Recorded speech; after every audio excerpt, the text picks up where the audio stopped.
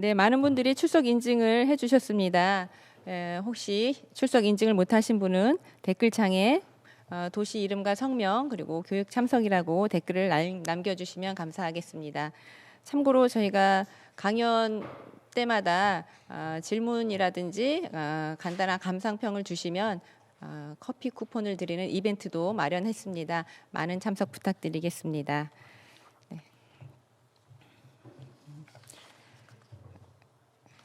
그러면 지금부터 대한민국 건강도시협의회 하반기 실무 교육을 시작하겠습니다. 진행을 맡은 협의회 사무팀장 종로구 건강도시팀장 최인숙입니다. 오늘 하반기 실무 교육 진행 순서는 먼저 건강도시상 대상 수상 도시인 은평구와 홍성군의 우수 사례 발표가 있겠고 기후변화 대응 관련 특별 강연 2편을 준비하였습니다.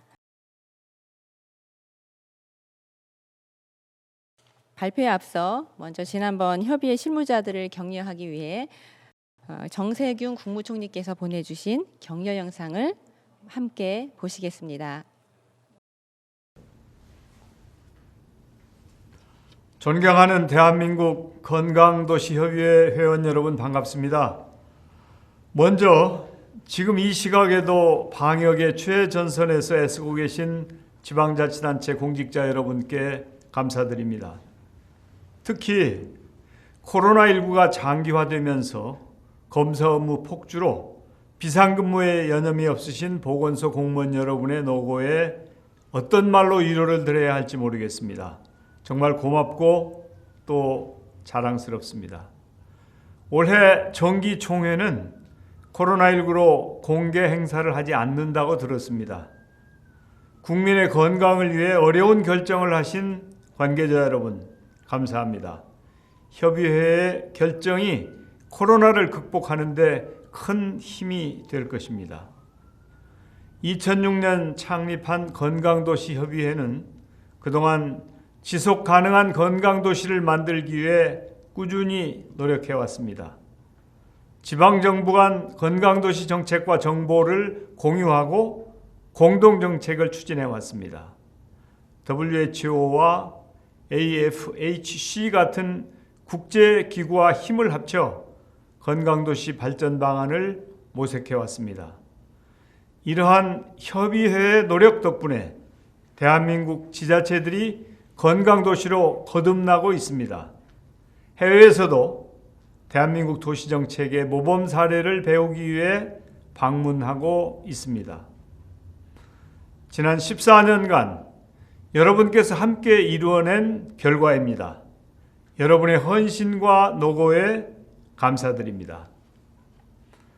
건강도시협의회 회원 여러분, 우리 모두는 코로나19를 겪으면서 건강도시가 얼마나 중요한지를 새삼 깨달았습니다. 도시가 건강해야 대한민국이 건강할 수 있습니다. 앞으로 건강도시협의회 여러분들께서 더 큰 역할을 해주시기를 바랍니다. 8대 의장으로 연임되신 김영종 종로구청장님의 활약도 기대하겠습니다. 중앙정부도 지방자치단체를 도와서 건강한 도시, 행복한 대한민국이 되도록 힘쓰겠습니다. 감사합니다. 안녕하십니까. 대한민국 건강도시협의회 의장을 맡고 있는 종로구청장 김영종입니다. 사회적 거리두기로 인해서 직접 뵙지 못하고 영상으로 인사드리게 되어 아쉽게 생각합니다. 다행히 오늘 이렇게라도 온라인 교육을 통해서 회원도시 실무자 여러분들과 함께 할 수 있어서 정말 기쁩니다. 올 한 해 우리는 코로나19라는 위기에 맞서서 힘겨운 싸움을 계속하고 있습니다. 전 세계 방역의 모범인 K방역의 중심에서 코로나19 극복을 위해서 열과 성을 다하고 계신 우리 대한민국 건강도시협의회 실무자 여러분들께 진심으로 감사의 인사를 드립니다. 여러분의 노고 덕분에 우리는 조만간 코로나19를 빠르게 종식시키고 서로 마주보며 대화할 날이 곧 올 거라고 확신합니다. 지난 11월 7일부터 사회적 거리두기 개편안이 시행되었습니다. 3단계가 5단계로 세분화되고 마스크 착용 의무화 수칙 강화 등 코로나19 장기화에 따라 정부 차원의 대응책을 마련하는 것입니다. 건강도시협의회 실무자 여러분들께서도 많은 어려움이 있으시겠지만 슬기롭게 코로나19를 이겨낼 수 있도록 함께 지혜를 모아 주실 것을 부탁드립니다. 오늘 실무자 교육에는 올해 건강도시상 대상을 수상한 서울 은평구와 충남 홍성군에서 우수 사례를 발표합니다.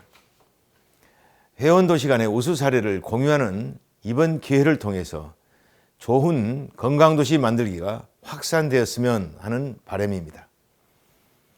그리고 오늘 교육에는 내년도부터 시행 예정인 공동정책, 기후변화 대응과 관련한 전문가의 특별 강연도 마련되어 있습니다.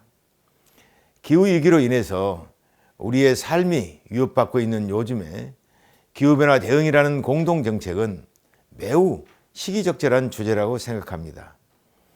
이번에 교육이 우리 여러분 모두에게 유익한 시간이 되기를 바라면서 올 한 해도 마무리 잘 하시고 특히 환절기 건강에 유의하시기 바랍니다. 감사합니다. 안녕하십니까. 걸음이 행복한 건강도시 은평 건강도시팀장 육계현입니다. 은평구는 2018년에 대한민국 건강도시협의회에 가입했는데 건강도시를 먼저 추진하신 선배님들의 발자취를 따라가다 보니 올해 건강도시상 대상이라는 큰 영광을 얻게 되었습니다. 도와주신 모든 분들께 감사드립니다. 그러면 올해 건강도시 공동정책 분야 대상을 받은 은평구의 북한산 큰숲 걸음은 행복한 도시 은평을 소개해드리도록 하겠습니다. 발표 순서는 은평구 현황, 추진 경과, 추진 전략, 주요 과제, 추진 성과, 향후 계획 순으로 진행하겠습니다. 먼저 은평구 현황입니다. 은평구는 서울 북서부에 위치하고 있고 인구는 48만여 명입니다. 아래쪽에 은평구 4기를 담은 사진이 있는데요. 잠시 감상해 보시기 바랍니다. 봄밤에 정말 아름다운 불광천이고요. 46년간 끊어져 있던 봉산과 앵봉산이 녹지 생태로로 만나는 서운 고개입니다. 천년 고찰 진관사와 북한산의 단풍이고요. 눈 내린 한옥마을의 모습입니다. 추진 경과입니다. 은평구는 2018년에 건강도시 기본조례를 제정하였고 거버넌스 구성과 국내외 네트워크에 가입했습니다. 11월엔 건강도시 은평 선포식을 하였고요. 2019년부터는 주민 참여와 협치를 강화하기 위해서 직원을 대상으로 건강도시 역량 강화 교육을 시작했습니다. 구민을 대상으로는 건강도시 학교를 운영하였고 올해 7월에 건강도시 팀을 신설하여 건강도시 중점 사업을 열심히 추진하고 있습니다. 내일을 여는 지속가능한 건강도시라의 도약을 위한 주요 과제로 걸음이 행복한 도시, 건강한 생활도시, 차별 없는 건강도시 추진을 위해 모든 정책 내 건강도시 은평을 위한 기반을 마련하고 참여와 협력을 통한 정책 추진과 활동 친화적인 건강마을 은평 만들기, 건강도시 네트워크 활동을 강화해 나가도록 하겠습니다. 걸음이 행복한 도시, 걷기 활성화를 위한 은평 둘레길 조성 사업입니다. 불광천, 봉산, 앵봉산, 북한산을 연결한 쾌적하고 안전한 산책로로 총 5개의 코스로 24km입니다. 훼손된 구간을 정비하고 주변에 정자와 의자를 놓는 등 휴게 쉼터도 마련하였습니다. 언제나 아름다운 공원길, 여기 샤머니즘 박물관이 있는데요. 상상력을 열어주는 문화유산, 내숲 도서관 등 꿈을 키워가는 문화공간, 활기찬 젊음의 거리 등 테마가 있는 걷기 코스와 안내판을 설치하여 걷기 활성화를 유도하였습니다. 제가 조작을 잘못하나 봐요. PT가 많이 넘어가서 다시 앞으로 돌리겠습니다.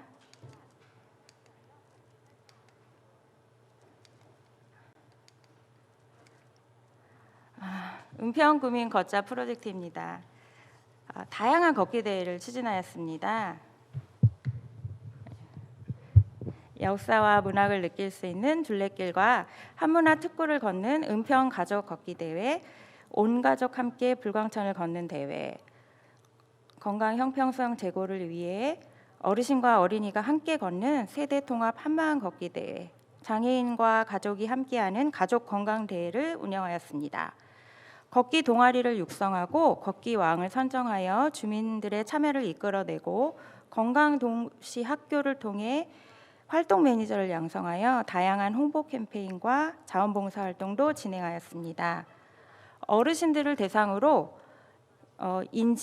운동 검사를 하고 프로그램을 실시한 후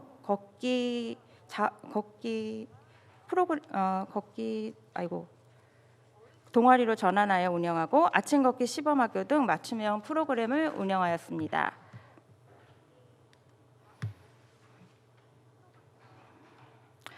신체 활동 증진 보행 환경 조성 현황입니다. 테마가 있는 둘레길 안내판, 음악이 흐르는 분수가 있는 다양한 콘텐츠의 불광천 산책로, 안전한 보행 환경 조성을 위한 노후 계단 정비와 공공 도서관에는 이렇게 건강 계단을 조성하였습니다. 은평구 보건소에도 얼마 전에 건강 계단을 세 단장을 했는데 종로구와는 다르게 저희가 운동하는 모습을 많이 넣다 보니 이렇게 사계절 내내 반팔을 입고 있어서 저희가 이 부분은 조금 고민이 되는 부분이기도 합니다. 맞춤형 건강 실천 프로그램을 하는 모습입니다. 한번 보시고요. 저희가 코로나19로 신체 활동이 많이 줄어든 만큼 집에서도 홈 트레이닝을 할 수 있도록 나 혼자 체조 온라인 교육도 보건소와 은평구 체육회가 함께 만들어서 제작하였습니다. 주민과 함께하는 건강한 생활환경 조성입니다. 주민이 마을별 거점에 배출한 재활용품을 순회 수거하여 올바른 분리수거로 생활 쓰레기를 감량하고 골목길 위생 환경도 쾌적하게 한 재활용품 모아 사업입니다. 이때는 초미세먼지 종합 대책을 주민 참여로 수립해서 환경을 깨끗이 하고 대기질을 개선하였습니다. 재난 대응 역량을 강화하고 사회적 약자를 위한 스마트 도시 조성으로 안전한 생활 환경도 조성하였습니다. 소외와 차별 없는 복지 서비스입니다. 돌봄이 필요한 장애인 어르신들께 맞춤형 복지 서비스를 제공하는 돌봄 SOS 센터, 치매 예방과 치매 친화적 환경 조성 등 치매 관리 사업, 모자 보건센터 운영 등 수요자 중심의 맞춤형 복지 서비스를 추진하였습니다. 여성 친화적인 과제 발굴, 건강한 시민을 육성하는 청소년 지원 활동, 장애인, 아동이 살기 좋은 도시, 어르신을 위한 활동 등 여성, 청소년, 장애인, 아동 등 사회적 약자를 배려한 장벽 없는 마을 조성으로 건강 형평성을 제고하고자 하였습니다. 저희가 이렇게 많은 사업들을 전 부서가 협업을 해서 진행했습니다. 그래서 걷기 실천율은 64.3%로 17년 대비 약 13%가 상승하였고요. 생활 환경 만족도는 83.1%로 17년 대비 8.3% 정도 상승하였습니다. 이렇게 사업을 추진한 결과 외부 기관에서 저희가 좀 우수한 실적을 거뒀는데요. 대한민국 건강도시상 대상에 이어 녹색도시 대상도 수상하였고요. 그다음에 도시 대상이라고 해서 이거는 국토교통부 장관상을 수상하였습니다.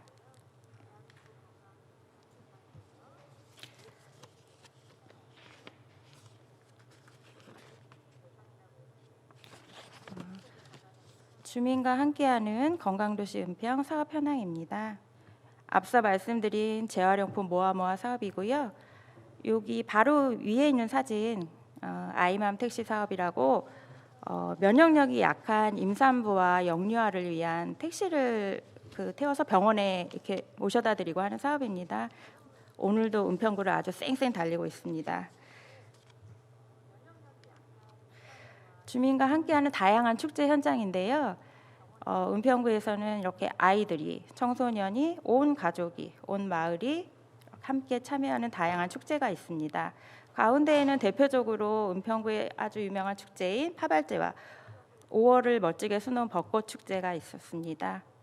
올해는 축제를 하지 못해서 조금 아쉬움이 있는데요. 나중에 기회가 되시면 은평구를 꼭 방문해 주시기 바랍니다. 은평구에서는 작년 10월부터 관광도시 중장기계획 수립을 위한 연구 용역을 진행했습니다. 올해 7월에 완료가 되었고요. 연구 용역 결과를 바탕으로 사회적 형평성을 고려한 의료보건, 환경 조성, 주민들이 더 참여하고 행정 기반을 더 견고히 해서 내일을 여는 건강도시 은평을 완성해 나가고자 합니다. 코로나19로 모두가 힘든 2020년이었습니다. 힘든 상황에 대한민국 건강도시상 대상 수상은 은평구민과 직원들에게 큰 위로가 되었습니다. 저희 건강도시 새내기인 은평구에 이렇게 큰 상을 주셔서 다시 한번 감사드리고, 저희한테 주신 대상의 무게만큼 주민 참여와 부서 간 협업을 바탕으로 앞으로도 모두가 행복한 건강도시 은평 조성을 위해서 노력하겠습니다. 끝까지 들어주셔서 감사합니다.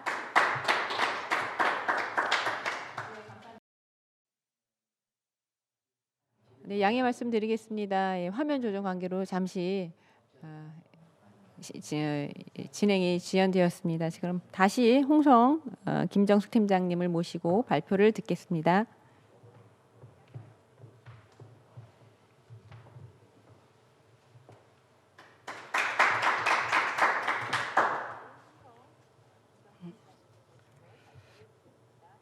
안녕하세요.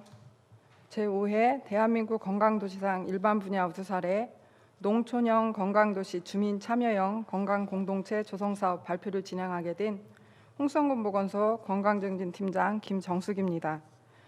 발표 순서는 화면과 같고요. 먼저 홍성군 지역 현황 및 추진 배경에 대해서 말씀드리겠습니다. 홍성군은 2013년 충남도청의 이전으로 10만 인구를 회복하여 행정구역은 3개의 8개 면으로 구성되어 있고, 최근에는 내포 신도시가 충남혁신도시 개발 예정지구로 지정되어서 한 항해권의 충남도시로 성장하고 있습니다. 또한 65세 이상 고령 인구가 22.9%의 초고령화 사이에 진입한 홍성군은 농가 인구 22.1%의 전형적인 농촌 지역으로 2014년에 전국 최초 유기농업 특구로 지정되었고, 친환경 유기농산물과 홍성 한우, 돼지고기, 토굴 새우젓 등 농수축산업 육성에 주력하고 있습니다. 이러한 지역 현황을 기반으로 해서 홍성군 지역 실정의 농촌에서의 건강도시 조성을 위한 접근 방안에 대해 고민하게 되었습니다. 그 결과로 농업인의 특성을 고려한 건강관리 부족과 읍지역 대비 면지역에서의 건강 격차를 발견하게 되었고요. 홍성군의 농가 인구 중 고령 인구 비중은 43.5%로 보건의료 서비스 중요도가 요구되는 반면에 1차 산업 종사자의 체감도와 만족도는 낮게 나타났습니다. 또한 보건의료 자원 및 서비스 접근의 읍면지역 비교 결과에서 인구 분포와 의료 인력, 건강 증진 프로그램 운영 등에서 면지역이 취약하게 나타났고, 지역사회 건강조사 분석 결과 주요 건강지표에서 읍면 간 지역 격차가 크게 발생하였습니다. 다음은 농촌형 건강도시 조성사업 추진 체계입니다.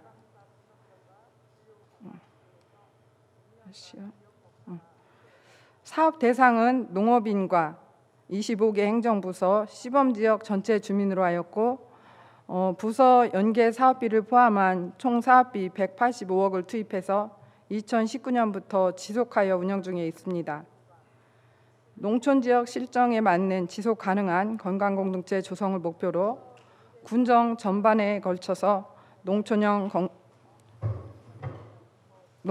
건강도시 정책 기반 마련과 건강취약 한계 면지역을 대상으로 시범 운영하여 농촌형 건강도시 모델을 마련 확대하기 위해서 다음과 같은 5가지 세부 전략을 수립하여 추진하였습니다. 먼저 농촌형 건강도시 정책 기반 마련을 위한 두 가지 세부 전략별 추진 사항을 말씀드리겠습니다. 전략 첫 번째로 지속 가능한 건강 거버넌스 구축입니다. 다분야의 전문가로 구성된 건강도시 운영위원회와 전 부서의 서무팀장으로 구성된 추진 실무단을 중심으로 해서 부서 간 협업 강화 방안을 마련하였고, 특히 25개 행정부서가 참여한 건강도시 추진 실무단을 주축으로 농촌형 건강도시 조성을 위한 부서 협업 사업을 선정 관리하고, 공무원의 건강도시에 대한 인식도를 높이기 위해서 전 부서를 대상으로 건강영양 사전 검토제를 시행하였습니다. 또한 농촌 공동체 사업 주체별 정보를 공유하고 협력 기반을 마련하는 지역 거버넌스 홍성통 회의를 매월 1회 정기적으로 운영하고, 시범지역 대상으로 민간 협의체를 기관 대표로 구성된 운영협의회와 조직 실무자로 구성된 추진 실무단으로 이원화 구성하여 지역 자원 발굴하고 활용을 통한 실질적인 사업 수행 체계를 마련하였습니다. 다음은 코로나19에 대응한 민간 협력 위기 대응 노력입니다. 코로나19 장기화에 따른 다각적인 포스트 코로나 대응 방안을 마련을 위해서 추진 실무단 영상회의를 개최하여 농촌형 건강도시 중점 사업의 실질적인 운영 방안을 논의하고, 주민 영역의 생활 속 건강관리법 발굴을 위한 코로나19 극복 콘텐츠 공모전을 개최해서 2점의 우수 작품을 선정하고 시상하였습니다. 또한 감염 취약계층인 자가격리자를 대상으로 해서 운동교구와 우울, 스트레스 자가척도, 방역물품 등으로 구성하여 건강 키트를 배부하고, 사후관리를 통해서 코로나 분류에 대응한 비대면 건강관리 서비스를 제공하고 있습니다. 이 밖에도 면지역 취약계층을 대상으로 전화, 우편, 온라인 등을 이용하여 개별 사례관리를 실시하고, 코로나19에 따른 건강관리 공백을 해결하고 스마트폰 모바일 앱과 연동한 활동 양계를 제공하여 원격 건강관리 서비스를 제공하였습니다. 다음은 건강공동체 조성을 위한 건강 취약 면지역 시범 운영 확대 우수 사례를 3가지 세부 전략별로 말씀을 드리겠습니다. 농촌형 건강도시 모델 마련을 위한 시범 대상 지역을 홍동면으로 선정하게 된 배경은 다년도에 걸쳐 건강 통계 분석 결과 홍성군 평균 대비 하위 건강 지표가 전체 읍면 중에 가장 많았고, 2014년 유기농업 특구로 지정된 친환경 농업의 메카로 높은 기농 기촌 인구와 다양한 마을 조직 인적 자원을 보유하여 건강도시 사업에 대한 높은 주민 유도와 참여 의지를 보인 반면에 농업인구 고령화와 마을 조직의 개별 공동체 활동 및 공간 부족, 원주민과 기농 기촌인의 갈등 발생 등 지역 자원을 매개로 한 건강 환경 조성의 필요성이 요구되었습니다. 특히 홍동면은 기초생활 거점 육성 사업 공모에 선정되어 주민 참여형 사업의 추진 기반을 마련하였다는 점에서 가장 큰 선정 배경이 되었는데요. 기초생활 거점 육성 사업은 농림축산부가 주관하는 일반 농산어촌 개발 사업으로 45개 사업비를 투입하여 홍동다음센터 등 기초생활 기반 시설을 마련하여 배후 지역과 접근성을 높이고 건강, 문화, 복지 등 다분야에서 주민 역량 강화 프로그램을 지원하는 사업입니다. 지금부터는 건강공동체 조성을 위한 지역자원 개발을 통한 건강 환경 조성 노력에 대해서 말씀드리겠습니다. 홍동면의 지역 자원인 친환경 농산물과 기농 기촌인, 마을 자치 조직을 활용한 건강 환경 조성 사례 순서로 말씀드리겠습니다. 먼저 친환경 농산물을 활용하여 생산, 가공, 유통 전 과정의 건강관리 체계 마련을 위한 건강한 주민 바른 먹거리 제공 사업입니다. 농민과 마을 공동체의 농업 환경 개선 활동을 통해서 농업 환경 보전 프로그램과 연계하여 친환경 농산물 생산 기반을 강화하고 농촌 환경 보건, 근골격계 질환 예방 교육 등 농업인 특성에 맞는 건강관리 프로그램을 운영하였습니다. 이렇게 생산된 지역 유기농산물을 토대로 어르신들의 사회 참여 및 자립을 위하여 조직된 할머니 먹거리 협동조합의 반찬 판매 사업과 보건소가 협업하여 건강 식단을 개발, 가공, 판매하고 구매자 대상 영양관리 지원 서비스를 제공하였습니다. 또한 유기농산물을 관리 유통하는 홍동농협과 건강 이음기관을 체결하여 농협 내 자원활용 건강 정보를 면민에게 제공하는 등 생산부터 가공 유통까지 건강한 농촌 공동체 조성을 위해서 힘쓰고 있습니다.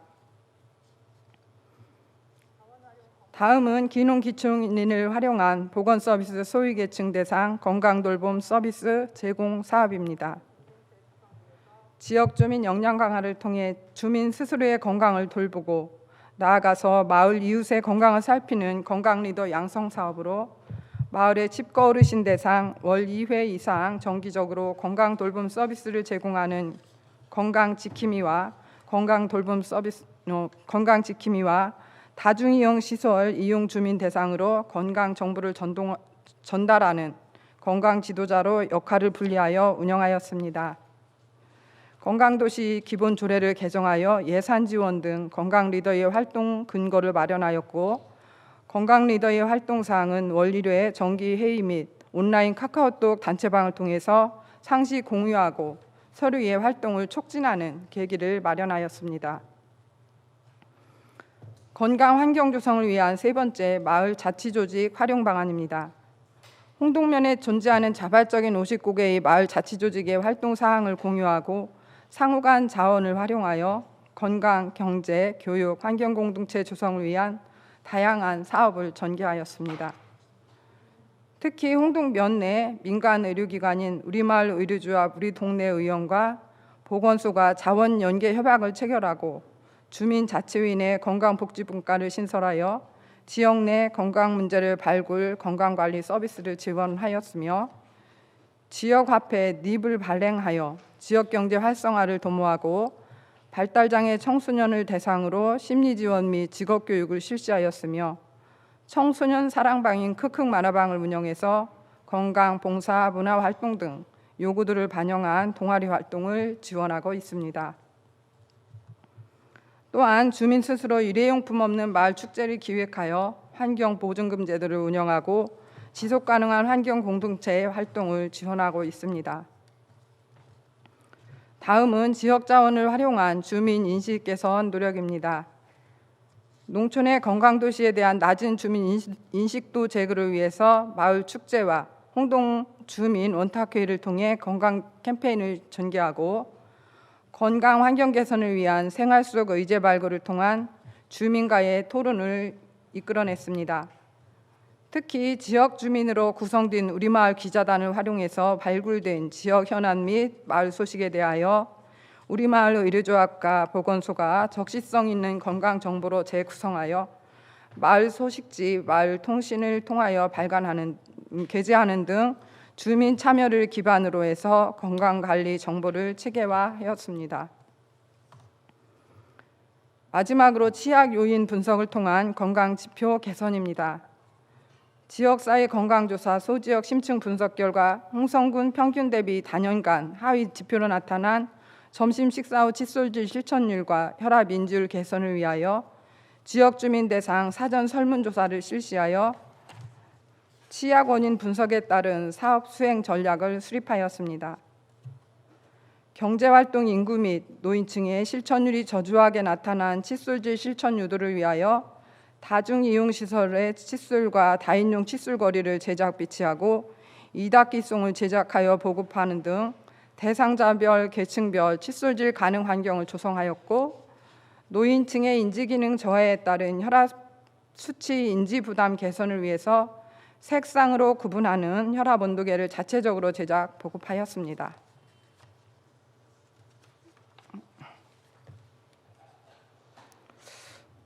이와 같은 주민 참여형 건강 공동체 조성 사업을 통한 사업 성과를 말씀드리겠습니다. 먼저 지역 자원을 기반으로 한 시범 사업 운영으로 농촌형 건강도시 모델을 정립하여 인근 면 지역으로 확대하는 근거 기반을 마련하였고, 칫솔질 실천율, 혈압 인지율 등 주민 건강 행태를 개선하고 농업인 건강생활 실천율 향상을 위한 주체적 건강관리 능력을 제고하였습니다. 그 중에서도 가장 큰 성과는 주민자치위 주관으로 건강복지분과를 신설하고 기초생활 거점 사업 계획 수립 시 건강생활 실천을 위한 공간 및 프로그램을 마련하는 등 주민 스스로 건강에 대해 생각하고 개선하는 노력을 이끌어냈다는 점이라고 생각합니다. 마지막으로 지속 및 확산 가능성입니다. 단체장의 강한 의지와 리더십을 통해서 농촌 건강 공동체 조성을 위한 조례 제정 등 법적 기반을 마련하고 군 중장기 계획, 지역 보건 의료 계획, 지역사회 보장 계획 등 다부문 중장기 계획 수립 시 건강도시 사업을 반영하고 추진 실무단과 건강영양사정 검토제 등 부서 간 협업 체계를 구축하였습니다. 또한 농촌형 건강도시 모델 확산을 위하여 소지역 단위 건강 거버넌스의 정례화로 실질적이고 지속 가능한 민간 협력 체계를 구축하고 기초생활 거점 사업 및 각종 공모 사업과 연계하여 주민 참여형 사업 추진의 인적, 물적 자원 기반을 마련하여 기존 시범 대상 지역 1개 면에서 전체 면으로 확대 추진할 계획입니다. 이상으로 발표를 마치겠습니다. 감사합니다.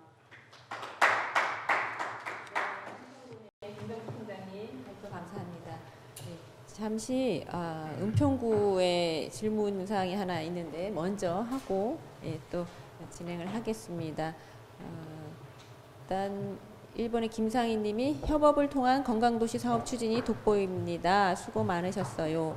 김돌수님, 다양한 프로그램을 건강관리팀에서 모두 주관하셨나요? 라고 질문이 들어왔네요.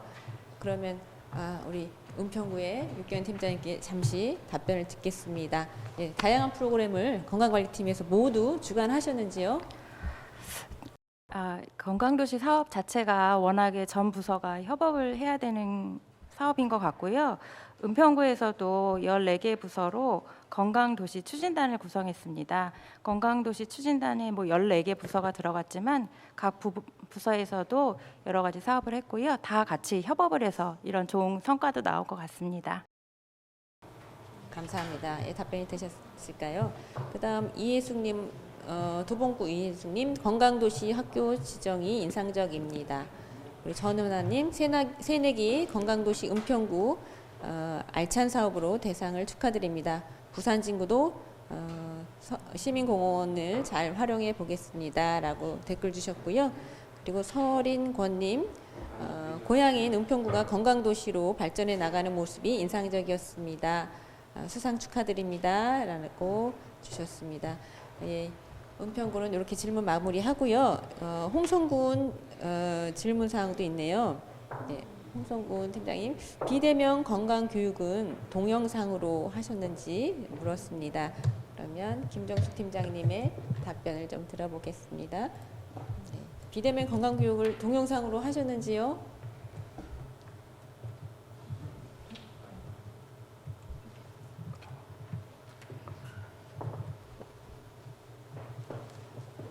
네, 홍성군 팀장님 답변하시면 됩니다. 네, 비대면 건강교육은 카카오톡에서 단톡방을 개설하고 또 네이버 밴드를 개설해서 미션을 부여하고 모니터링하고 교육자를 올리고 그런 방식으로 진행을 했습니다. 네, 그러시군요. 네, 질문이 하나 더 들어왔습니다. 네. 네. 홍성군 전부서의 협력 정도는 어느 정도인지 궁금합니다. 적극적인지 수동적이신지 알려주십시오. 지금 현재 여기 지금 내용에는 안 올라와 있긴 하는데 부서별로 저희 건강도시 사업에 대해서 공모 사업을 받고 있고요. 지금 현재 접수 중에 있고 거기에서도 이제 우수작을 선정해서 시상할 계획으로 갖고 있고 건강영양 사전 검토제를 진행 중에 있는데 그거는 아직 전부서가 완전히 적극적이지는 않은 것 같아서 내년에 다시 한번 건강 사전 검토제 내용을 좀 보완하고 수정하고 이렇게 해서 지금 전문가 자문 중에 있습니다. 그렇게 해서 다시 한번 쉽게 접근할 수 있도록 다시 한번 시도해 보려고 노력 중에 있습니다. 아마 전 부서가 같이 협력해서 하시는 것 같습니다. 또 질문이 있네요. 건강도시 주관 또는 전담 부서가 있을까요? 김상희님 질문 주셨습니다. 전담 부서는 없고요. 저희 건강증진팀에서 건강도시 업무를 같이 하고 있습니다. 홍동면을 시범 지역으로 한다든지 귀농 귀촌인들을 활용한 사업이라든지 친환경 농산물 그리고 바른 먹거리 사업, 할머니 반찬 가게 그리고 칫솔질 실천율이라든지 주민 스스로 개선해 나갈 수 있도록 이끌어낸 부분이 상당히 인상적이었습니다. 네, 팀장님 감사합니다. 네, 감사합니다. 네.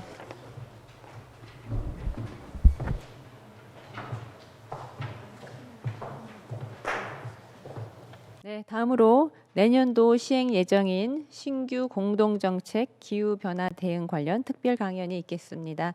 두 분의 특강으로 마련되었는데요. 먼저 기후변화 행동연구소 이사장님이시면서 고려대 환경생태공학부 교수로 재직 중이신 이우균 교수님께서 기후변화 대응을 위한 살림, 건강 살림이라는 주제로 강연해 주시겠습니다. 큰 박수로 맞아 주십시오.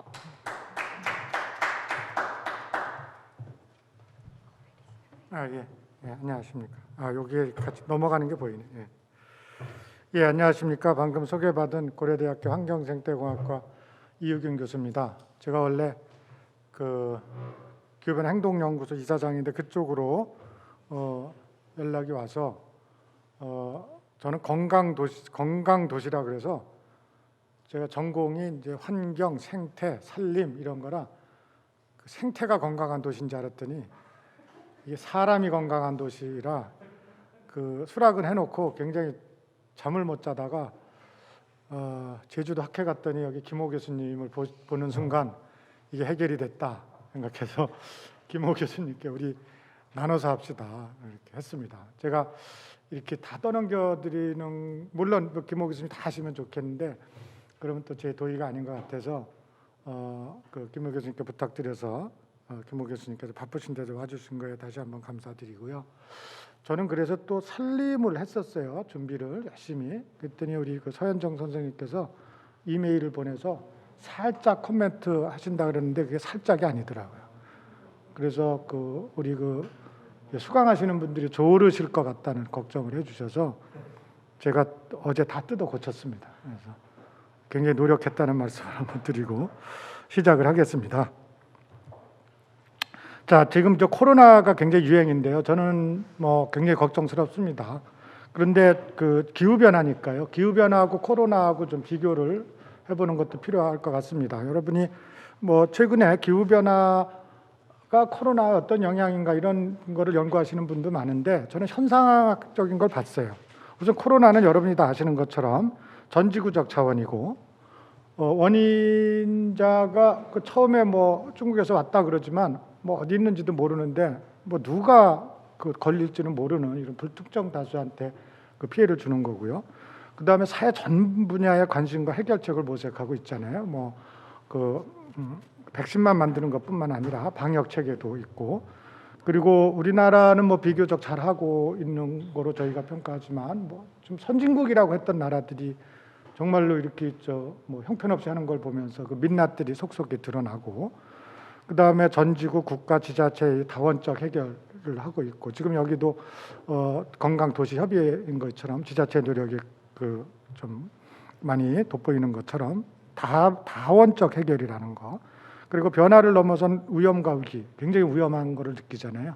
이런 것들이 이제 코로나인데 그럼 기후 변화는 어떤가? 사실 똑같습니다.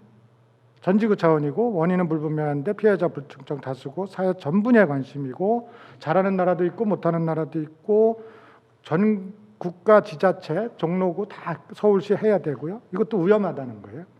환경 문제도 마찬가지. 그런데 이제 차이점이 대응 지침에서 차이점이 있어요. 대응 지침에서 보면 코로나는 지금 확실하잖아요. 우리나라 같은 경우 1.5 단계. 근데 뭐 유럽이나 뭐 미국 어떻게 하는지는 좀 느슨하고요.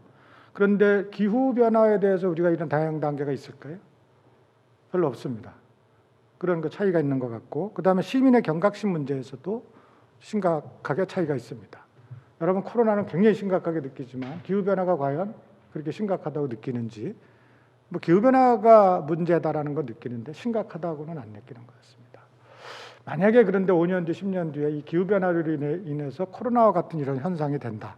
그럼 그걸 어떻게 할 것인지, 이런 것도 저희가 한번 고민을 해볼 필요가 있을 것 같습니다.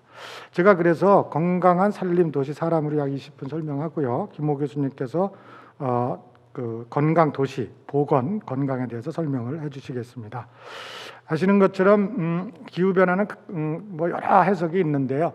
우선은 우리가 그 화석 연료를 쓰고 그것이 온실가스를 온실 효과, 우리 지구의 온실 효과를 유발하고 지구가 점점 더워지는 거잖아요. 근데 이게 더워진 지구가 기후의 그 자연 변동성을 벗어나서 기후의 그 평균이 다시 제자리로 들어오지 못하고 그 밖에서 많은 이상기후를 유발하게 되는 것이죠. 근데 그 이상기후들이 이제 우리한테 좀 불리하게 좀 많은 영향을 미친다. 이런 거를 기후변화로 해석할 수가 있겠습니다. 근데 우리나라도 계속 그 기온이 상승하고 있고, 엊그저께도 뭐 가을에 이렇게 많은 비가 오나 이렇게 할 정도로 이상기후가 있고, 지난 여름에 긴 장마, 그리고 폭우. 저 오른쪽에 보시는 그림이 요겁니다. 오른쪽에 보시는 그림이 지도가 지난 여름에 제가 그 강우 강도라는 걸 해본 거거든요. 전국이 뻘개요. 굉장히 그 좀 한 형태의 이상 기후에 그가 전국으로 만연해 있다라는 것을 설명할 수가 있습니다. 다음 그림입니다. 다음 장입니다. 그리고 전 지구적으로도 기후 변화는 계속 일어나고 있고, 지구 온도는 계속 늘어날 것이다. 해수면도 올라갈 것이다. 해수면 온도도 올라갈 것이다.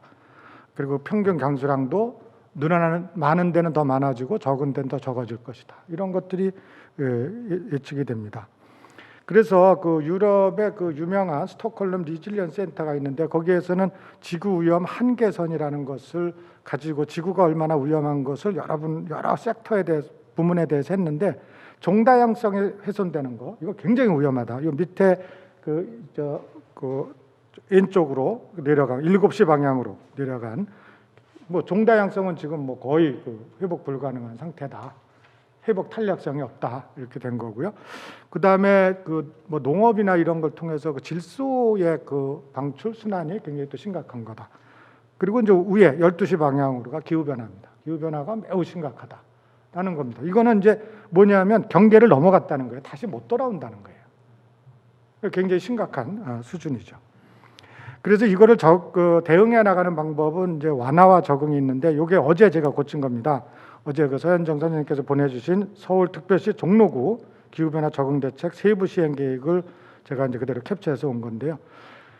온실가스를 줄이는 거, 화석연료를 줄이고 배출을 줄이는 것을 저감이라 그러고, 그런데 이제 예를 들면 교통, 우리 이제 그 화석연료를 배출하는 뭐 산업, 공장, 그다음에 수송, 교통, 뭐 여러 가지 에너지 그 사용하는 부문, 그래서 줄이는 것이 이제 저감이죠. 그것이 중요하죠. 근데 아무리 줄여도 기후 변화는 더 이상 제자리로 돌아오지 않는다라는 거잖아요. 그러면 이제 적응을 해야 되는데, 적응하는 부분은 온실가스를 배출하지 않는 부분이 많아요. 예를 들면 건강, 우리가 지금 오늘 하는 건강이 온실가스 배출하는 부분인가요? 아니잖아요. 그런데 기후 변화에 분명히 영향을 미친다고요. 폭염 같은데. 그럼 거기를 어떻게 적응해 가나? 뭐 제가 전공하는 산림, 그다음에 물, 해양, 그다음에 재난재해, 이런 것들을 하는 것이 적응 부문입니다. 그래서 저는 오늘 적응 부문에 대해서 좀 말씀해 드리겠습니다. 이 종로구도 지금 아까 여기 서울시 종로구 기후변화 적응 대책 세부 시행 계획을 수립한 것처럼 5년마다 이걸 수립하게 돼 있어요. 그거는 2010년에 발의된 저탄소 녹색 성장 기본법의 38조에 의해서 광역, 즉 서울시 또는 기초지자체, 종로구 등이 5년마다 이 세부 시행 계획을 수립을 해야 됩니다. 이거 종로구도 2016년 올해까지 10년부터 2020년까지 했어요. 그래서 제가 그거를 어제 면밀히 좀 들여다봤습니다. 그러면 적응 세부 시행 계획을 어떻게 수립하냐 하면, 소위 얘기해서 취약성 평가라는 걸 하는데요. 취약성은 좀 어렵습니다. 기후 노출, 민감, 적응 능력이라는 것을 갖고 하는데 간단히 설명해 드리면 햇빛에 피부가 쉽게 상하는 거는 이제 민감한 거예요. 그런데 매일 햇빛이 따가워요. 매일 더워요. 그런 것이 이제 이상기후 노출되어 있는 겁니다. 그런데 저는 선크림도 없고 모자도 없고 밖에 가서 일을 해야 돼요. 그것이 이제 그 적응 능력이 없는 거거든요. 그러면 그 적응 능력이 없는 상태에서 가는 것은 기후변화 취약한 것이다. 제가 뭐 아무리 햇빛이 피부가 쉽게 상해도 그리고 아무리 햇빛이 강해도 선크림도 있고 모자도 있고 밖에 안 나가도 되고 뭐 이러면은 적응 능력이 있는 것이잖아요. 그래서 이 취약성이라는 것은 적응 능력에 포커스가 맞춰져야 돼요. 좀 도움이 필요한 사람들이 누군지에 포커스가 맞춰져야 되는 겁니다. 앞에 이 민감하냐 아니냐를 판단하는 건 아니에요. 그리고 햇빛 얼마나 기후 변화가 좀 덜 올까 이런 거 하는 건 아니고 기후 변화로 인해서 얼마나 많은 사람들이 도움을 필요로 하는가. 그리고 도움이 필요한 사람들을 도움을 줘서 그분들이 잘 적응에 가게 하는 것은 취약성이 낮은 것이고 그분들이 적응하지 못 아무 도움을 못 주면 취약한 것이죠. 예를 들면 쪽박 전에 그 겨울에 그 추운데 이제 집이 그 시설이 잘 안 돼 있어서 추위에 노출돼 있다. 그런데 아무것도 그 종로구에서 해주지 못한다. 그럼 그분들은 취약한 거예요. 그런데 거기를 잘 해준다. 그러면 취약하지 않은 거죠. 자, 그런 거를 보고 제가 종로구 것의 건강 부문을 살펴보겠습니다. 굉장히 잘했습니다. 제가 깜짝 놀랐어요. 홍수, 한파, 폭염, 태풍, 오존 농도 상승 이런 거에 대해 전반적으로 취약성을 다 평가를 했습니다. 그리고 이 기후 노출 민감도 적응 능력이라는 이런 지표들을 했는데 자, 여기서 제가 좀 말씀을 드리면 이게 이제 소위 얘기해서 지표 기반의 취약성 평가라는 것이거든요. 나중에 이제 김호 교수님께서 자세히 설명을 드릴 거기 때문에 저는 간단히 말씀드리면 맨 밑에 있는 이 적응 능력에 포커스가 맞춰져야 된다는 거예요. 그 취약성을 해결할 수 있는 방식이니까. 예를 들면 재정 자립도가 너무 낮다. 건강보험 적용 인구 비율이 낮다. 여기 이제 많은 분들이 이제 그 보건소에 계신데 인구당 보건소 인력이 너무 없다. 그래서 너무 바쁘고 제대로 못 해준다. 이런 거에 이제 좀 포커스가 맞춰져야 된다는 게 제 이제 얘기입니다. 그래서 종로구를 이렇게 한 거를 제가 이제 캡처를 했는데요. 뭐 밑에 부분이 어딘지 모르지만 좀 잘하고 있고 위에 부분은 좀 덜 보다 더 취약한 거를 나타내요.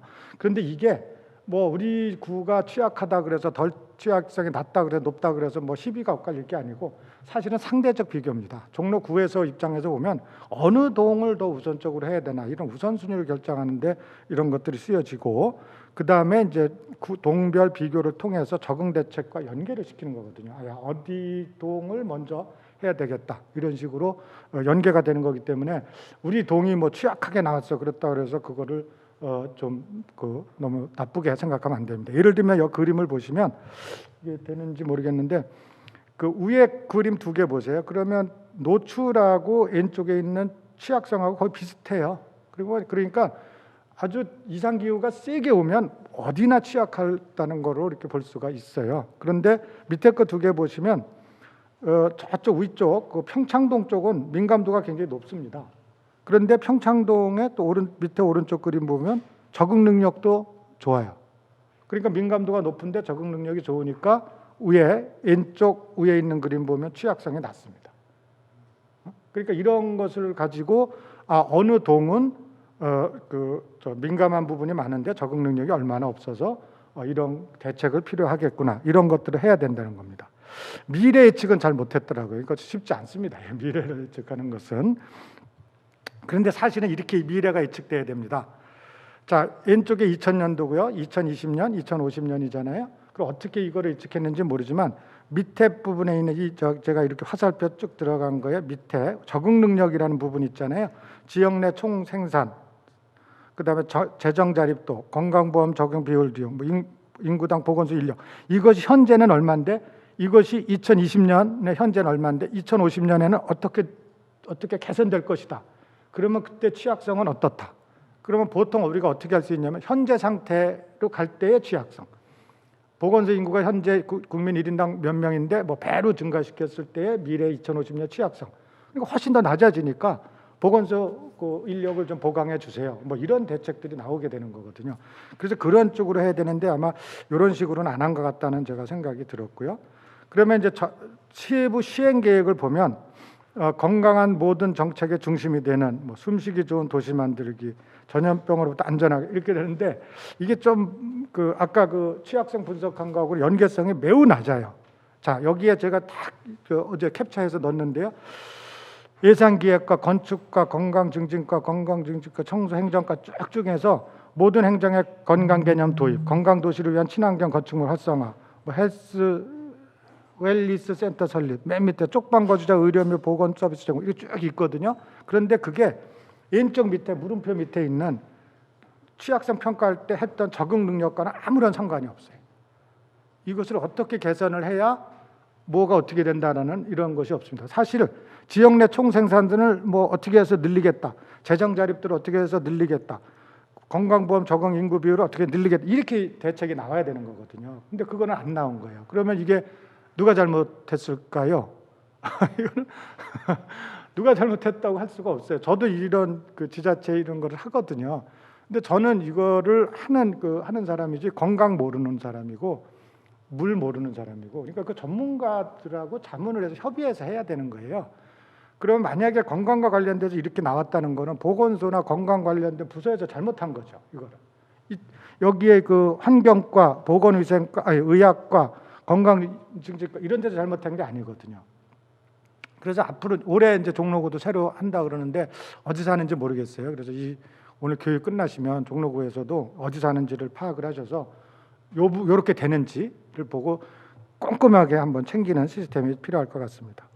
제가 서울시 걸 봤습니다. 근데 서울시 거는 굉장히 좀 의미가 있었어요. 제가 전공으로 하는 산림 하천입니다. 하천 비율, 조경 수목 식재 면적 비율, 가로수 수 주수 이런 것들이 들어가 있어요. 건강인데. 그래서 야, 이 서울시는 정말로 이 대한민국의 대표적인 도시가 맞구나. 그러니까 나무를 키워서 시민의 건강을 챙기려고 하는 거예요. 그러니까 열섬 완화 등과 같은 거. 그런데 이제 뒤에 가보니까 적응 대책에 또 이런 건 아무것도 없더라고요. 역시. 그러니까 이제 평가까지는 잘 했는데 적응 대책하고 이어지지 않는 거예요. 제가 이제 봤습니다. 여기 이제 왼쪽에 중점 부문 세부 시행 계획인데 여기에 그 아까 말씀드린 가로수, 주수 뭐 이런 게 하나도 안 들어갔어요. 그러면 종로구에는 뭐 사과나무를 심을지 무슨 나무를 심을지 그 어떻게 하고 목상 정원을 어떻게 하고 이런 것들을 했었어야 아까 그 취약성 평가하고 연계가 되는 건데 그런 것들이 좀 미흡했다라는 거고요. 그래서 결론은 지표 기반은 지표의 대표성이 문제가 돼요.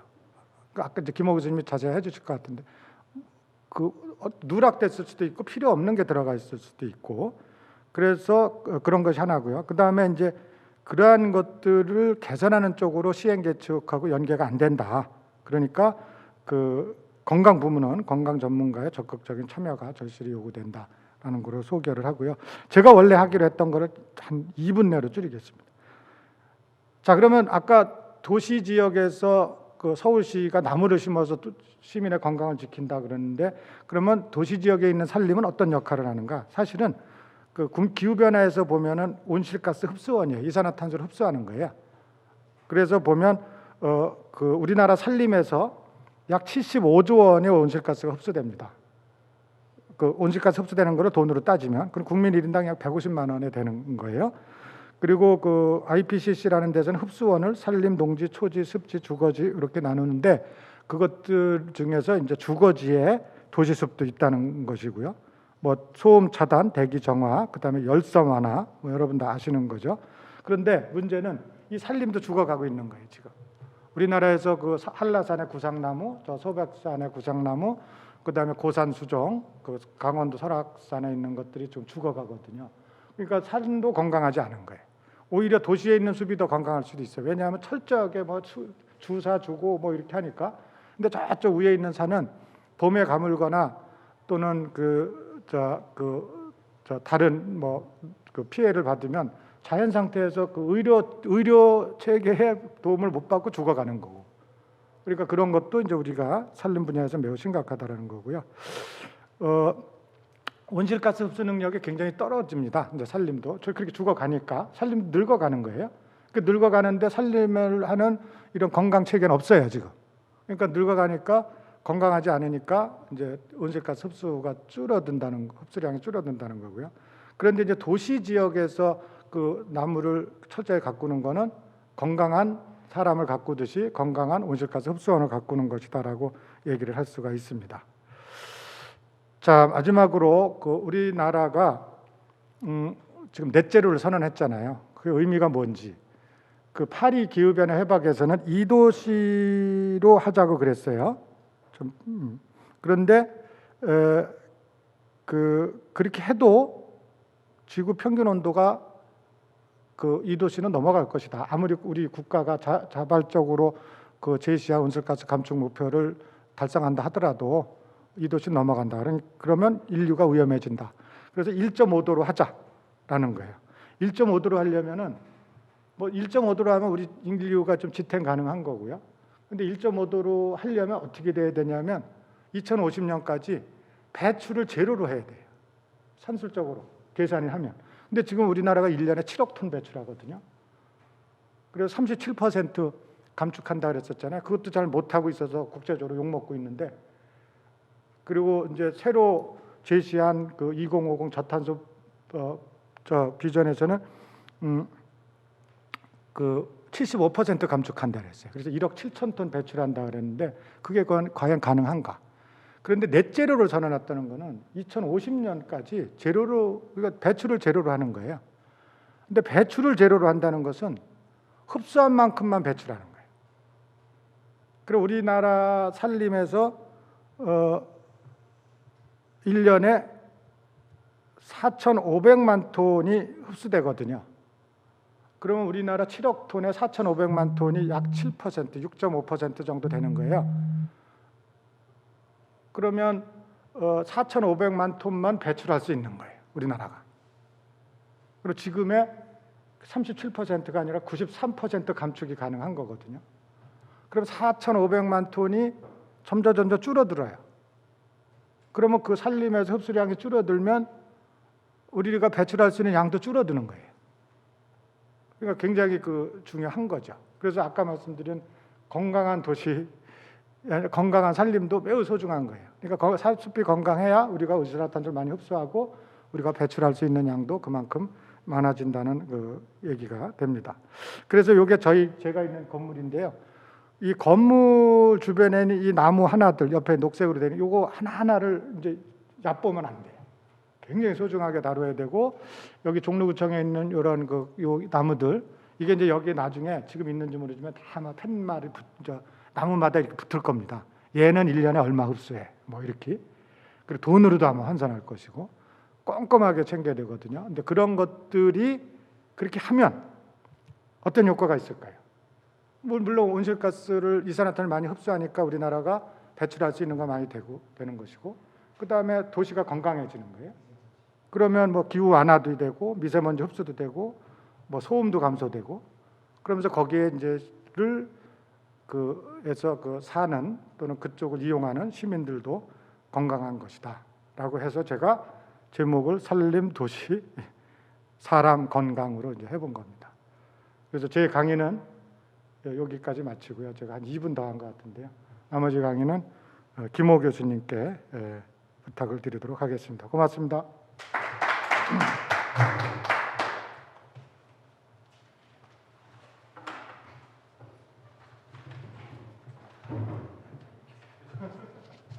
네, 댓글이 아직 올라올 시간이 좀 필요하신 것 같습니다.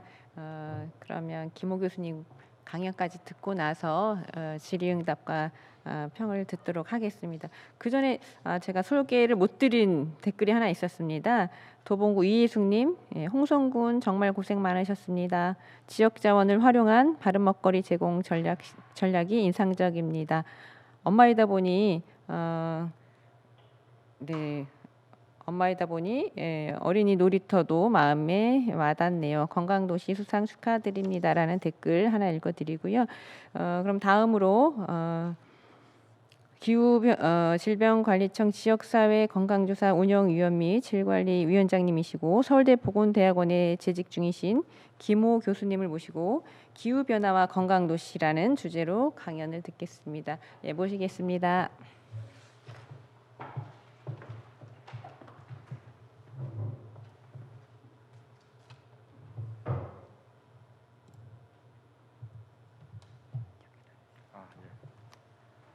지금 이게 좀 늦게 나오는군요. 예. 예. 시간이 조금 지난 다음에 나오는군요. 예. 알겠습니다. 예. 안녕하세요. 서울대학교 보건대학원의 김호입니다. 3시 반까지 딱 마치도록 하겠습니다. 그랬는데 사실은 제가 보건학을 공부하는 사람이라 건강도시에 대해서 옛날부터 알고 있었습니다. 그리고 전 세계적인 그 개념이기 때문에 이 건강도시가 상당히 중요한 개념이고 여러분들이 많은 노력을 하고 있다고 알고 있습니다. 그리고 현장에서 대부분 지금 보건소에 계신 분들이시라 현장에서 실무하시느라고 굉장히 바쁘신 것도 알고 있고 그리고 우리나라의 상황, 특히 이제 중앙 정부나 지방 자치 정부나 이 다른 부처 간의 협력이 굉장히 어렵다는 것도 알고 있지만 그래도 어떡합니까? 잘 해야 됩니다라고 얘기하는 수밖에 없어서 혹시 오늘 제가 드리는 말씀이 약간 너무 이상적이다라고 느끼실 수도 있겠습니다만은 그래도 우리가 이상적인 상태를 좀 보면서 노력해 가야 하지 않을까라는 마음으로 이해해 주시면 될 것 같습니다. 그래서 좀 큰 그림으로 보면 오늘 이우근 교수님께서 말씀을 잘해 주셨는데 저는 보건학에서 출발해서 현재는 기후변화의 건강영향 연구를 주로 많이 하고 있습니다. 그래서 환경부가 우리나라에서는 그 주무부처이기 때문에 아까 베스탑 말씀도 나오고 그게 환경부에서 개발한 것입니다. 그래서 굉장히 할 수 있는 것들이 많은데 그 질병관리청이나 복지부 쪽에 관련된 분들은 거의 사용을 안 하시는 걸로 제가 좀 이해가 돼서 그런 툴들이 지자체에서 쓸 수 있는 툴들이 굉장히 많이 이미 개발되어 있습니다. 그래서 아마 그 같은 그 지자체에 계신 분들 중에 환경 관련하신 분들한테 같이 말씀드리면 베스탑을 지금 사용하실 수가 있거든요. 그래서 그런 것들 한번 사용해서 좀 보시면 어떨까 이런 생각이 들고요. 큰 그림에서 지금 제가 인류의 미래라고 했는데 기후 변화가 굉장히 중요한 코로나보다 더 중요합니다. 사실은 그 어떤 분이 코로나는 감기면은 기후 변화는 이제 거의 그보다 훨씬 큰 겨울에 망하는 거다, 얼어 죽는 거다, 이런 얘기도 하시고 그러셨는데 그렇고 인구 노령화는 우리나라에서 특히 큰 문제입니다. 아까 민감성, 아까 취약성에서 민감성 부분에서 똑같이 위기가 오더라도 노령 인구가 많기 때문에 우리나라는 그 피해가 더 클 수밖에 없습니다.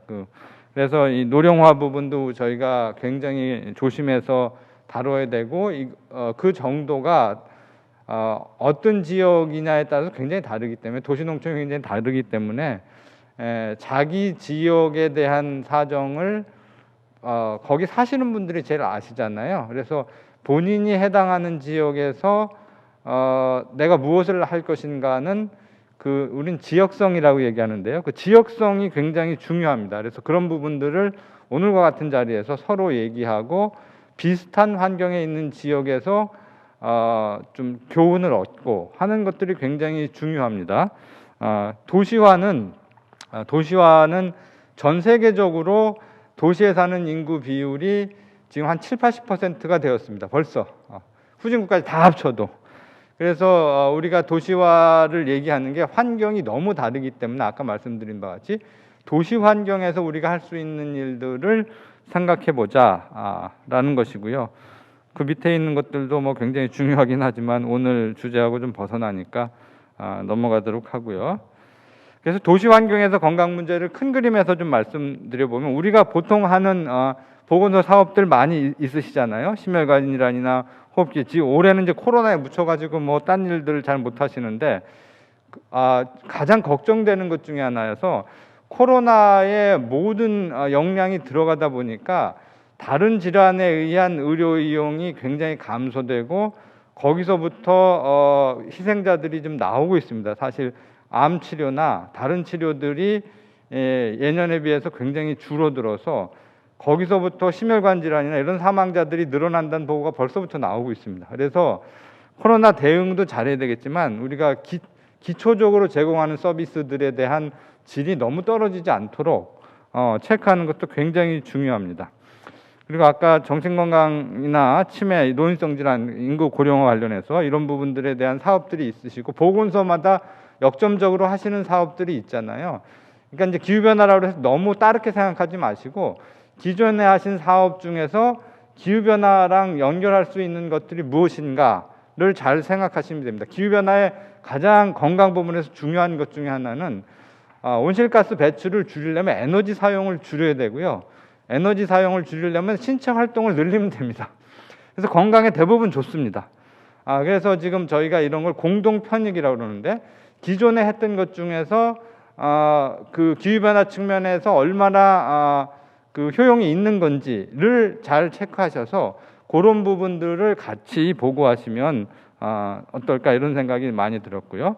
그래서 여기 써 있는 것들 중에서 본인이 해당 지역에서 어떤 것들이 더 문제인가, 그리고 기존에 하는 사업들이 많이 있다고 하면 그런 것과 연계해서 기후변화나 건강도시하고 연결하시면 좋은 그 아웃풋을 내실 수 있다. 오늘 2개 발표 저도 아주 재미있게 감명적으로 많이 들었는데요.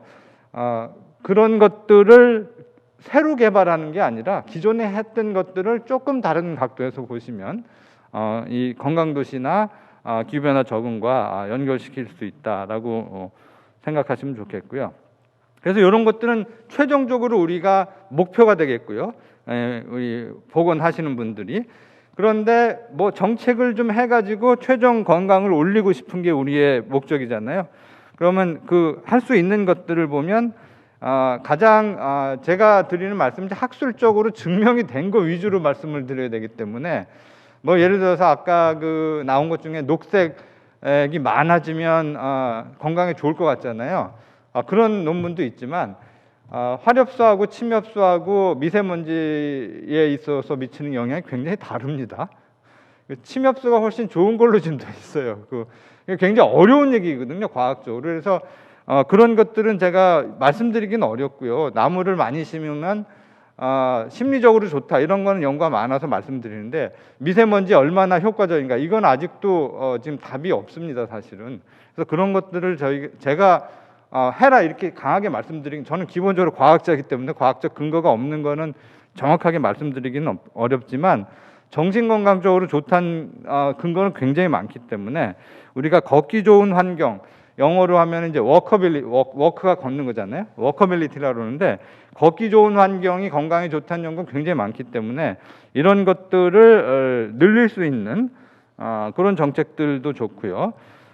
대기오염, 폭염, 한파 이런 것들에 대한 피해를 어떻게 줄일 것인지, 그리고 이제 특히 도시 환경에서 요새 이제 중요하게 생각하는 것이 소음이나 빛공해 뭐 이런 것들입니다. 이런 것들을 어떻게 좀 최소화할지, 그 인구 노령화 관련해서 이제 그런 그 노인 인구에 대한 대책들, 그다음에 그 다음 거가 제가 사실은 상당히 관심 있는 것 중에 하나인데, 그 아까 말씀드렸다시피 신체 활동을 늘리면은 기후변화 적응에 가장 좋은 솔루션이 됩니다. 차를 적게 타는 거죠, 한마디로.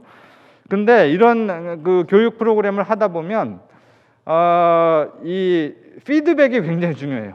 그렇죠? 그래서 모바일이나 이런 걸 통해서 주민들끼리 자발적으로 활동을 하시되 피드백을 드려야 돼요. 그리고 경쟁을 시켜야 돼요. 그래서 당신 오늘 몇 킬로 걸었어? 버스 안 타고 몇 킬로 더 걸었어? 그러니까 저기 오면서 보니까 4층까지 걸어와서 뭐 수명이 뭐 4분 늘었습니다. 이렇게 써 있잖아요. 그거와 더불어서 그래서 당신 때문에 CO2 배출이 얼마 줄었습니다. 그래서 당신 같은 사람이 100명 더 있으면 지구 온도가 몇 도 낮아집니다. 이런 것까지 같이 준다고 하면 그런 툴들이 이미 많이 개발되어 있습니다. 한국에서는 좀 잘 모르겠지만 국제적으로 보면 많이 개발돼 있어서 조금만 노력하면 주민들한테 그렇게 나의 건강상 이익과 나의 활동이 지구의 측면에서 얼마나 이익을 주는지 이런 것들이 다 개발이 돼 있거든요. 또 그런 것들을 또 사람 심리가 학생들하고 해보면 경쟁이 필요해요. 나는 어저께 얼마 했는데 너는 얼마 했냐 이런 경쟁을 이용해서 우리나라에서 굉장히 잘 돼 있는 모바일 네트워크를 통해서 이런 것들을 좀 해보면 어떨까 이런 생각이 들고요. 그 다음에 아까 처음에 말씀드렸다시피 이제 협업이 굉장히 중요한데 이런 부분들은 그 부처마다 굉장히 다르고 또 현실적으로는 뭐 이렇게 지자체 장님들이 선거랑 관련이 많아서 근데 그것도 저희 보건소 입장에서 잘 이용하면 좋은 게 선거 공약으로 주민들 건강을 증진시키는 것만큼 좋은 공약이 있을까 저는 그런 생각이 드는데 그거를 할 적에 오늘 여러 가지 분석 중에서 질병관리청에서 좀 이렇게 추천하는 것 중에 하나가 그 안에 시군구 밑에 읍면동 수준에서 하는 거 아까 발표하신 것처럼 내 지역 안에서 조금 더 취약한 지역을 골라서 거기서 사업을 해서 성과가 확실히 있었다는 걸 보여준다는 건 굉장히 좋은 방법이고 저희가 추천하는 방법 중에 하나고요. 그다음에 그런 효과를 보일 적에 시간이 지나가면서 어떤 것들이 좋아졌다. 이것 굉장히 좋은 방법인데 근데 좀 학문적으로 보면요. 좋아졌는데 우리나라 딴 데가 다 똑같이 좋아졌다. 그러면 이게 사실은 뭐 별로 좋아진 건 아니죠. 그래서 이거 시계열 그림이라고 그러는데요. 시계열 그림을 보여주실 적에 대상 지역하고 대조 지역이라고 그럽니다. 컨트롤이 하나 있으면 좋아요. 그러니까 우리나라 평균은 뭐 흡연율 같은 거, 우리나라 평균 흡연율은 떨어지고 있으니까 우리나라 평균은 요만큼 떨어졌는데 내가 사업한 지역은 이만큼 떨어졌다. 그럼 더 좋은 거죠. 그래서 그런 효과를 보여주실 적에 그 대조군을 좀 잘 잡으셨으면 좋겠다. 대조군이 어려우면 그 동네 시도 평균으로 하시면 돼요. 서울시 평균이 예를 들어서 3% 떨어졌는데 은평구에서는 5% 떨어졌다. 그러면 훨씬 더 좋은 거죠. 그렇게 성과를 보여주실 적에 그 대조군 설정을 좀 잘 하셔서 그 보고서에 조금 더 과학적인 그 결과가 들어갔으면 좋겠다. 제가 이제 심사 많이 하거든요, 사실은. 심사하면서 그런 느낀 점들을 말씀드렸습니다. 사실 2페이지 넘어갔는데 지금 3분밖에 안 남아서 뒷부분은 정보를 좀 보시고요. 제가 원래 작전이 그랬습니다. 오늘 가서 좀 들어보고 현실적으로 도움이 되는 말씀을 좀 드려야 되겠다. 이렇게 말씀을 드렸고요. 질병관리청에서도 이 지역사회 건강조사는 제가 10년 동안 처음부터 좀 하고 있는데 거기서도 지역 격차 줄이기 사업을 많이 합니다. 상당히 많은 예산, 보건 부분에서 많은 예산을 들여서 시범 지역들을 뽑아서 하고 있거든요. 서울에서도 물론 하고 있고. 그런데 이렇게 자원하는 지역이 좀 없어서 조금 곤란한 적이 있었습니다. 그래서 혹시 관심이 있으시면 지역 격차 해소 사업을 좀 찾아보시고요. 그 억 단위로 줍니다. 그러니까 상당히 많은 예산이 지원이 되니까 그걸로 근데 그 사업은 관할 그 책임대학이라고 저희가 보통 하는데 지역사회건강조사 할 때 그 책임대학하고 같이 진행하게 돼 있거든요. 그래서 그런 펀딩도 그 예산도 좀 보시면서 하시면 좋겠고요. 그 다음에 환경 부분에서 아까 보여주신 지자체 기후변화 적응 사업도 그 환경부에서 지원을 많이 합니다. 그래서 그것도 해마다 상당히 많은 기초재체가 해야만 하는 거거든요, 법률적으로. 그래서 그런 부분들도 좀 알아보셔서 지원을 좀 받아서 진행하시면 그리고 국가기후변화 적응센터라는 게 그게 KI가 뭐죠? 환경정책평가연구원이 있는데 거기에 기후변화 적응센터가 있습니다. 거기서 기술적인 지원들을 많이 하고 있습니다. 그래서 기후변화 생각하시면은 지금 질병관리청이나 복지부를 좀 넘어서서 다른 부처하고 연계해서 정보를 좀 얻으셔야 되는 거니까 제일 제가 추천드리는 것 중에 하나는 그런 국가기후변화 적응센터 이런 데 가시면 도움을 좀 받으실 수 있다. 기후변화에 대한 얘기는 좀 넘어가도록 하고요.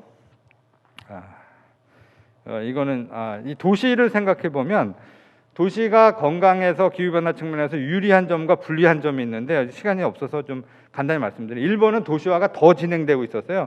큰 도시가 더 커지고 작은 도시가 더 작아지고 있습니다. 그런데 큰 도시에서 열섬 현상의 폭염 건강이 훨씬 더 크게 나오고요. 중국은 시골에서 폭염 영향이 더 크게 나옵니다. 우리나라에서 보니까 우리나라는 도시에서도 크고 시골에서도 크고 가운데가 좀 폭염 영향이 제일 적은 그런 형태로 나옵니다. 그 얘기는 도시 지역에서도 폭염에 대한 영향 대책이 더 필요하고 시골에서도 더 필요하고 이제 그런 상황이죠. 그래서 일본과 중국의 중간쯤 있다. 뭐 이렇게 말씀드리고 요 그림이 미국의 질병관리청에서 나온 기후 변화와 건강에 대한 관계를 나타내주는 제일 많이 쓰는 건데 제가 이제 한글로 이렇게 썼으니까요. 이런 것들이 기후 변화랑 관련된 건강 아웃컴이다 이렇게 되어 있습니다. 그래서 이런 것들을 보시고 지역마다 굉장히 다르죠. 매개체 전염병, 뭐 말라리아 이런 거는 경기도 북부하고 산 많은데 뭐 이런 데가 돼 있고 호흡기 이런 알레르기 이런 거는 이제 뭐 공장이 많다든지 뭐 지역마다 굉장히 다르거든요. 그러니까 그 지역에 따라서 좀 하시면 되고 지금 최근에는 이상 기후에 따른 부상이나 사망 많아지죠. 갑자기 홍수가 난다든지 뭐 이렇게 되니까 그런 거 폭염 이런 것들이 제일 도시 지역에서 이제까지 제일 많이 잘 되고 있었는데 그 이외에도 다른 것들 정신 건강도 상당히 큰 문제가 지금 후진국에서 특히 이제 선진국도 마찬가지인데 올해는 산불이 미국에서 많이 나가지고요. 선진국도 이거 기후변화 대응 잘못하면 이거 굉장히 괴롭다는 것들이 이제 굉장히 알려지기 시작했습니다. 그래서 뭐 그런 것들이 있고 그래서 지역사회공조사 홈페이지 가시면 예를 들어서 종로구 이 통계를 봤는데 어저께 보니까 이게 300몇 페이지, 400페이지 가까워요. 엄청 많더라고요. 그래서 이거 한번 읽어보시면 좋은데 예를 들어서 여기서 나온 게 아까 말씀드린 대조, 종로구뿐만 아니라 서울시 전체하고 비교를 했습니다. 그러면 걷기 실천율은 전반적으로 좀 낮죠. 서울시 전체보다. 그래서 종로구에서는 이 그림만 갖고 보면 걷기 실천율을 조금 향상시킬 필요가 있는 것 같고 특히 작년에 왕창 떨어졌습니다. 그렇게 이게 하나만 갖고 이게 시간이 지나가면서 좋아지는구나. 이거는 상당히 좋지 않은 방법이다. 대조군을 설정해서 항상 보시는 게 좋겠다. 우울감 경험률이 지금 종로구도 떨어지고 있지만 서울시 조율에 비해서는 좋았다가 갑자기 좀 떨어지고 있었죠. 그러니까 이건 좀 잘한 것 같습니다. 잘한 예제로 제가 뽑은 거예요. 경험률이 낮으면 좋은데 높았었는데 많이 떨어졌죠. 그래서 이런 것들은 또 잘하고 있구나. 이런 것들을 이 통계집을 이게 모든 보건소가 시군구보다 훨씬 많죠. 모든 보건소에서 400페이지 가까운 게 거의 10년치가 있습니다. 굉장히 큰 자료입니다. 그래서 이런 거를 잘 이용해서 하시면 좋겠고요. 그다음 취약성은 아까 말씀드린 베스타비라는 게 안 써보셨겠지만 한번 써보시면 좋겠고요. 이 얘기는 뭐 많이 하셨으니까 좀 넘어가면 될 것 같고요. 그다음에 저희가 지금 이우근 교수님하고 같이 해서 모티브라는 걸 또 만들고 있습니다. 요거는 예측 위주입니다. 아까 예측이 굉장히 어렵거든요. 그 예측 위주로 해가지고 영향 평가를 하는 거 지금 만들고 있어서 아마 내년에 공개될 것 같은데요. 이것도 기후변화 적응센터에서 아마 통해서 될 것 같습니다. 그래서 이런 것들도 좀 쓰시면 좋겠다 이렇게 오늘 시간이 없어서 자세히 말씀드릴 시간은 없을 것 같고요. 그래서 뭐 이런 식으로 내 지역이 어디가 서울에 세구를 했는데 전체적으로 보면 용산구가 제일 가운데 있죠. 가운데 있다는 얘기는 취약성이 적다는 얘기입니다. 여기 종로구는 없어서 죄송한데 강남구나 강북구가 되게 더 취약한 걸로 나옵니다. 거기 산업활동도 많고 해서 그래서 이렇게 상대 비교를 좀 하시는 게 좋겠다. 이렇게 말씀드리고요.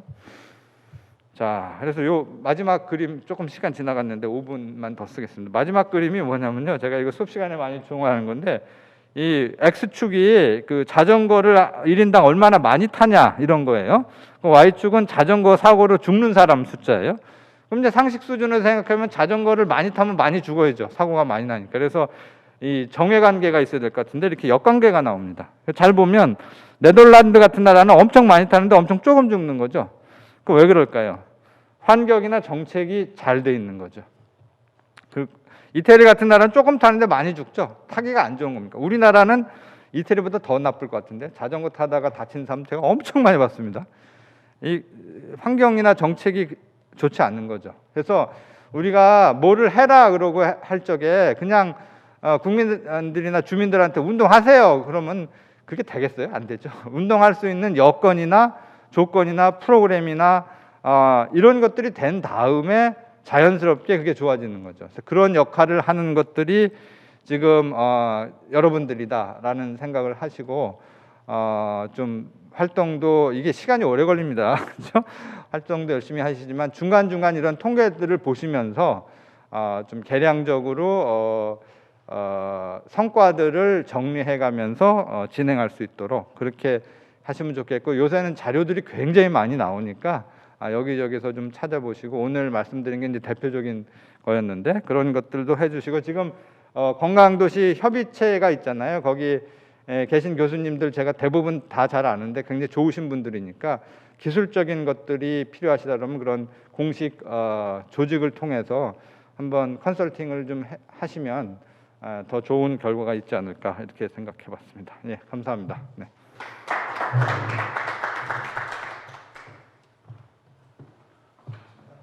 네, 좋은 강연 감사드립니다.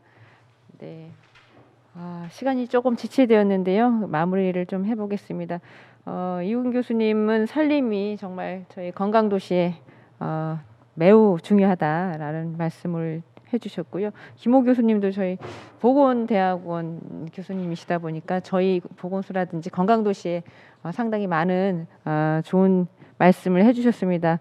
네, 많은 인프라 구축을 저희가 해야 될 것 같고요. 많은 준비를 해야 될 것 같습니다. 지금 댓글로 조금 더 소개를 해드리면 김보현님 유익한 강의 감사합니다. 도봉구 이예숙님 열강 감사합니다. 진현주님 기후변화 적응에 대한 정책 이해에 도움이 많이 되었습니다. 강경실님은 김호 교수님 강의를 메일로 받고 싶습니다. 이렇게 주셨거든요.